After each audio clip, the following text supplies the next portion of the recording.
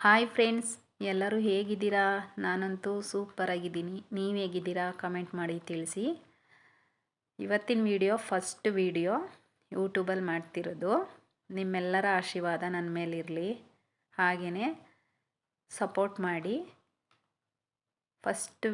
First blog ಶುರು ಮಾಡಿದ್ದೀನಿ. ಇವತ್ತು ಮಾಡೋಣ ಅಂತ ಅಂದ್ಕೊಂಡು ಎಲ್ಲರೂ ಮಾಡ್ತಾರೆ, ನಾನು ಫ್ರೀಯಾಗಿರ್ತೀನಿ ಮಧ್ಯಾಹ್ನ ಟೈಮೆಲ್ಲ, ಏನೂ ಮಾಡ್ತಿಲ್ವಲ್ಲ ಅಂತ ಅನ್ನಿಸ್ತು. ನಾನು ಮಾಡಬೇಕು ಅನ್ನಿಸ್ತು, ಅದಕ್ಕೆ ಮಾಡ್ತಾಯಿದ್ದೀನಿ ಫ್ರೆಂಡ್ಸ್. ಎಲ್ಲರ ಸಪೋರ್ಟು ನನ್ನ ಮೇಲಿರಲಿ. ಹಾಗೆ ಸ್ನಾನ ಎಲ್ಲ ಮುಗಿಸಿ ದೇವ್ರ ಮನೆ ಪೂಜೆ ಎಲ್ಲ ಮಾಡ್ತಾಯಿದ್ದೆ. ಮಾಡೋಷ್ಟ್ರೊಳಗಡೆ ನನ್ನ ಮಗನಿಗೆಲ್ಲ ಸ್ನಾನ ಮಾಡಿಸಿ ನಮ್ಮ ಮನೆಯವರು, ಮತ್ತು ಅವರು ಸ್ನಾನ ಮಾಡಿ ಬರೋಷ್ಟ್ರೊಳಗಡೆ ನಾನು ಪೂಜೆ ಮಾಡಿಬಿಡೋಣ ಅಂತ ಅಂದ್ಕೊಂಡು ಮಾಡ್ತಾಯಿದ್ದೆ.